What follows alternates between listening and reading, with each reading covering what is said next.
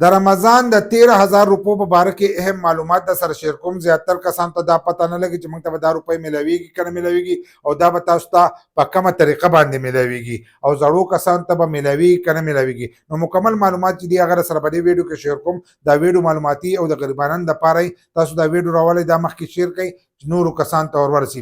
نو د وزیر اعظم د طرفه چې دی هغه اوس اعلان شوی دی د رمضان د پیکج په باره کې. د دې نه مخکې چې کومې خبرې وي نو هغه هر یو کس چې دا به خبر راغستلی چې دومره میلاویږي. اوس د هغو له طرفه چې دی اعلان وشو خو اضافه چې د هغې پکې ډېره زیاته راوستې ده.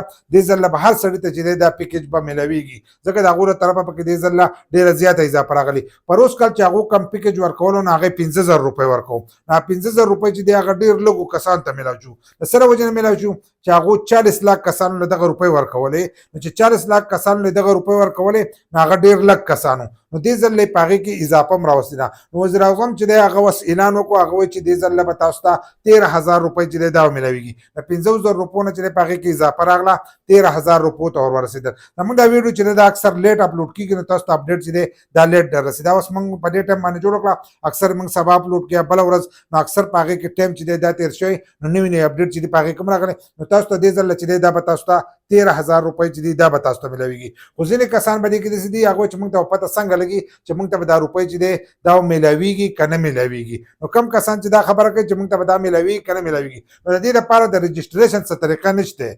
لکه دا چې دی وایي د تېر شوي پیرې په شانتې چې دی دا به تاسو ته میلاویږي. د تېر شوي پیرې چې دی نو هغه هم ښه په اسانو سره لکه په لینډونه چې دي په دې کې نه او ښه په اسانو سره ستاسو په اکاونټونو کې چې دی دا روپۍ جمع شوي وي لکه په ډیجیټل ویلیټ کې چې دی دا تاسو ته جمع شوي وي. ستاسو چې کم نمبر دی په هغه نمبر باندې به دا روپۍ راځي. نو چې تاسو په نوم باندې کم نمبر وي نو هغه نمبر چې دی هغه چالو کړئ.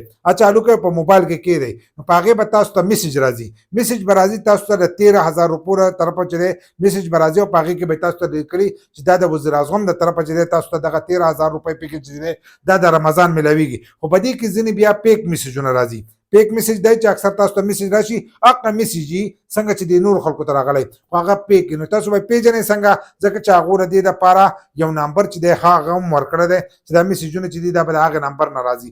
لکه هیلپ لاین چې کوم ورکړی دی نو هغو 99 هیلپ لاین چې دی دا ورکړی دی چې په هغې تاسو به رابطه هم کوئ په راتلونکي وخت کې نوي اپډیټ هم راشي. نو 99 چې دی نو د هغې نه به دا میسج تاسو ته کېدای چې راځي چې د هغه نه تاسو ته راغی دا به که د عام نمبر نه تاسو ته میسج راځي د ټول نه غټ دغه دا دی چې د عام نمبر نه تاسو ته میسج راغی نو تاسو پوه شئ چې دا پیک دی.